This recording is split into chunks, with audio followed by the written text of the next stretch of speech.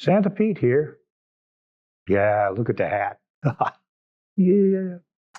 Well, I was talking with a dear friend of mine who is a regional storyteller. And I said, I've been telling some stories to kids for years. And lately it seems to me that they don't laugh in the right places. They don't seem to get recognition. Are you having the same problem? And he says, yes, I am. That for some reason, they just don't seem to have enough imagination to get what we're talking about. They're used to the screens, and the screens, of course, show everything in living color and great detail, and so they don't have to use their imagination.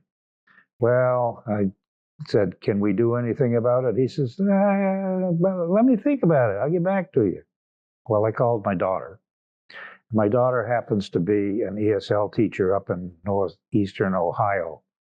And I said, we got this problem as storytellers, and tell me what your thought is. And she says, we have to teach imagination. I said, you got to be kidding.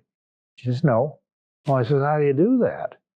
Well, she said, I take an action figure with my grandson, and I hold it out and I say, okay, now, what are we going to have him do? And I wait. And sometimes I wait and I wait. But then he gets the idea he's got to do something with it. But I tell him, no, you cannot use the story that he comes from. We are now going to create a story. Oh, well, she says it works.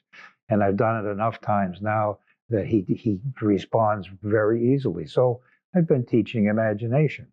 I said, I'm going to put that on and suggest it to maybe some people could use it, teachers or whatever. Well, I was coaching some girls for a contest, and we got through the portion that I was coaching them on, and I just said to them, hey, I got this problem. How do I teach imagination? And one of the girls said, I think it was in the third grade.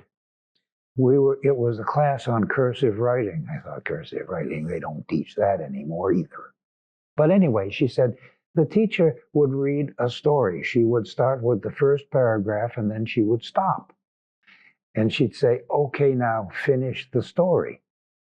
So each one of us had our piece of paper that we had to fill out, and we would write the story. So when she got the papers, of course, she got however many, 20, 25 different stories. I thought that was kind of cool because you had to use your imagination to go from where she left off somewhere, wherever you wanted to go. So I give you these two examples. That's as far as my research has gone so far.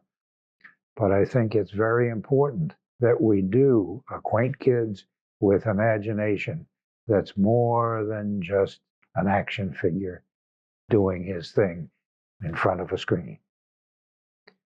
I'm Santa Pete, and I'm forever Santa.